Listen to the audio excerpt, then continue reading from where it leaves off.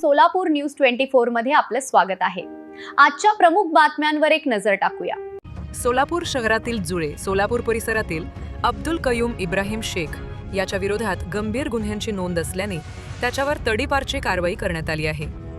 अब्दुल कयूम शेख वय 47 वर्ष, राहणार घर क्रमांक 93, साईनगर, स्वामी विवेकानंद योगा प्रशिक्षण केंद्राच्या पाठीमागे, जुळे सोलापूर याच्या विरोधात सन 2023 ते 2025 या कालावधीत महिला अत्याचार, फसवणूक आणि बनावट कागदपत्र तयार करण्याचे गुन्हे दाखल आहेत। सामान्य नागरिकांना व्यवसायात गुंतवणूक केल्यास चांगला परतावा मिळेल असे आमिष दाखवून पैसे उकळणे, फ्लॅट देण्याचे सांगून बनावट पावत्या तयार करून नागरिकांची आर्थिक फसवणूक करणे असे गंभीर आरोप त्याच्यावर आहेत। या पार्श्वभूमीवर बिजापूर नाका पोलीस ठाण्याकडून महाराष्ट्र पोलीस अधिनियम 1951च्या कलम 56(1) अ व ब अंतर्गत तडीपार प्रस्ताव पोलीस उपायुक्त परिमंडळ सोलापूर शहर यांच्याकडे सादर करण्यात आला होता।